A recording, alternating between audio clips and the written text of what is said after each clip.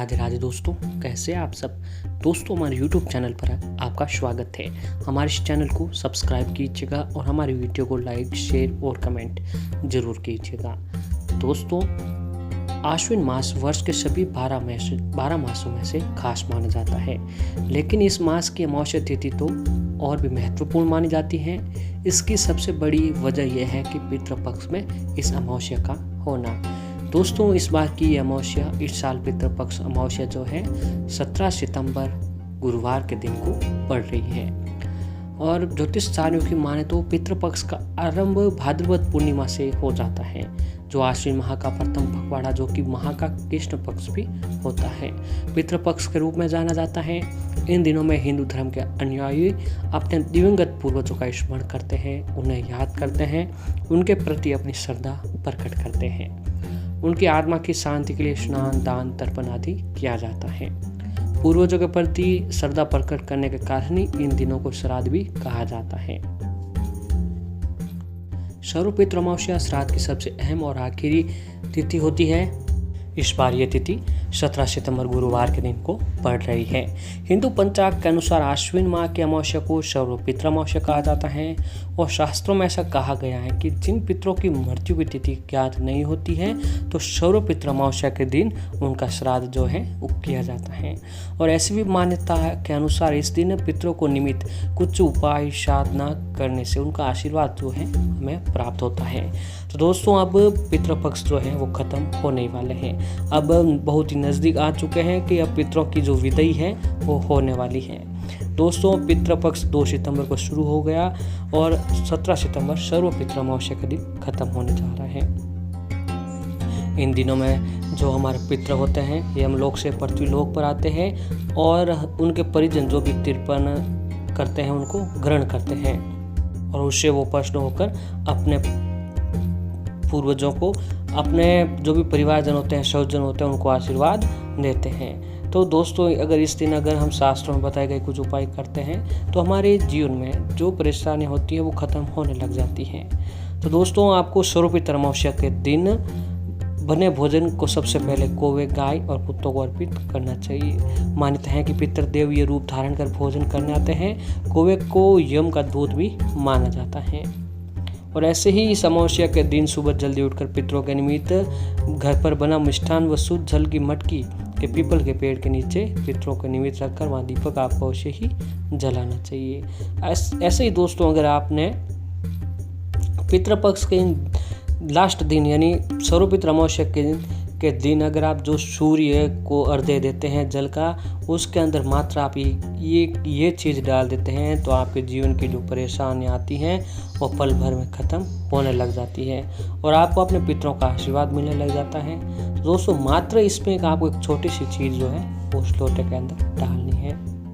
दोस्तों, जो व्यक्ति सूर्योदय से पहले उठता है वो सदैव सुखी और निरोग रहता है। हिंदू धर्म शास्त्रों के अनुसार दिन का आरंभ सूर्य को अर्घ्य देकर उनकी वंदना से किया जाना चाहिए।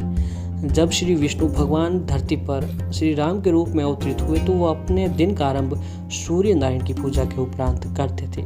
मान्यता है कि इनकी कृपा दृष्टि से रोग शोक नष्ट हो जाते। सूर्यदेव को प्रत्यक्ष देवता भी कहा जाता है क्योंकि उन्हें हम लोग जो है मूर्त रूप में देख सकते हैं, अर्थात हर कोई उनका साक्षात दर्शन कर सकता है। सूर्य की शक्तियों का मुख्य स्रोत उनकी पत्नी उषा और प्रत्युषा है। ज्योतिष में सूर्य को आत्मा का कारक, ऊर्जा और पॉजिटिव देने के लिए सूर्य की पूजा करनी चाहिए। जो व्यक्ति सूर्य देव को नमन करते हैं उनके अंदर गजब का आत्मविश्वास होता है। उनके ऊपर कभी भी तंत्र मंत्र का कोई प्रभाव जो है नहीं पड़ता है। सूर्य देव को नमन करने वाले लोगों के अंदर मन का सुख विद्यमान होता है। अब हम सूर्य देव को देवता मान रहे हैं और उनकी पूजा करने के भी कुछ विधान होते हैं। सूर्य देव को जल अर्पित करने का भी एक विधान होता है। दोस्तों, यदि आप विद्वान पूर्वक उन्हें अर्घ्य नहीं देंगे तो सकारात्मक की जगह आपको नकारात्मक परिणाम देखने को मिल सकते हैं। आपकी जन्म कुंडली में सूर्य शुभ है तो समाज में मान सम्मान के साथ उच्च पद की प्राप्ति होगी। हंसते खेलते परिवार का साथ मिलेगा, रोगों से कोसों दूर रहेंगे।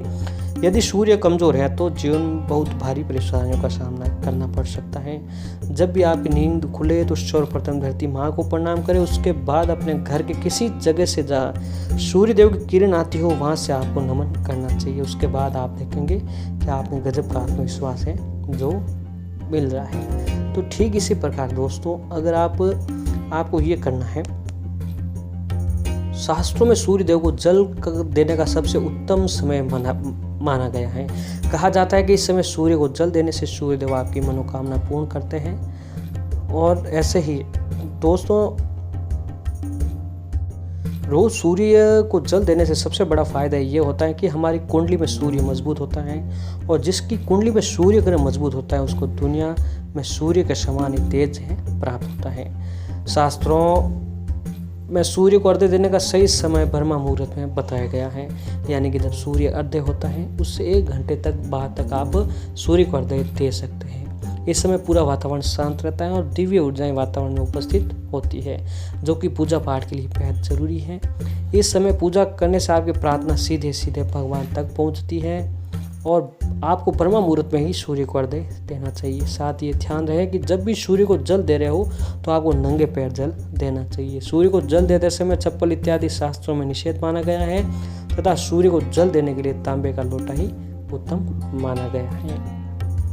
अब हम आपको बताते हैं कि सूर्य को जल देते समय जल में ऐसा क्या मिलाना चाहिए जिससे इसका प्रभाव और बढ़ जाए, इसका परिणाम हमें तुरंत मिलने लगे, इसका फायदा लाभ हमें तुरंत मिलने लगे। दोस्तों, जब आप लोटे में पानी लेते हैं तो उसमें आपको जल में आपको तांबे का लोटा लेना है। उसमें जल में अक्षत, रोली फूल और थोड़ा सा गंगा जल मिला लीजिए।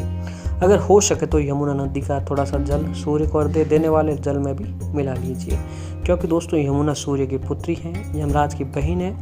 इसीलिए सूर्यदेव के जल में यमुना नदी का जल मिलाने से आपको अकाल मृत्यु से छुटकारा मिलता है। सूर्य को जल देते समय हमेशा ध्यान रखें कि आपके जो दोनों हाथ हैं आपके सर से ऊपर हो, साथ ही जो धारा जमीन पर गिर रही है वह आपके पैरों से न टकराए। तो दोस्तों, ऐसे ही अगर आप ये काम सर्वपितृ अमावस्या के दिन करते हैं तो आपके पितरों को मोक्ष की प्राप्त होती है, पितरों की आत्मा को शांति मिलती है, सूर्य देव का आशीर्वाद मिलता है, और जो भी पितृ दोष चल रहे हैं आपकी कुंडली में वो खत्म होते हैं, पितरों का आशीर्वाद आपको प्राप्त होता है। तो दोस्तों, सर्वपितृ अमावस्या के दिन आपको ये काम अवश्य ही करना चाहिए, जिससे आपके परेशानियों में छुटकारा मिलता है। पितृ दोष भी पितृ पक्ष से जाते जाते आपकी परेशानी को दूर करेंगे, आपको मनोकामना को पूर्ण करेंगे। और दोस्तों, हमारे जीवन में जो है वो पितरों का आशीर्वाद होना बहुत ही जरूरी होता है। जिस व्यक्ति पर पितरों का आशीर्वाद होता है उनके जीवन में कभी कोई कमी नहीं आती है, और पितरों के आशीर्वाद के साथ साथ कुल देवता के भी आशीर्वाद जो है हमें मिलने लग जाता है। तो दोस्तों, इसलिए सर्वपितृ अमावस्या के दिन इन उपायों को आपको जरूर कीजिएगा, आपको जरूर फायदा होगा और पितरों का आशीर्वाद आपको मिलने लगेगा।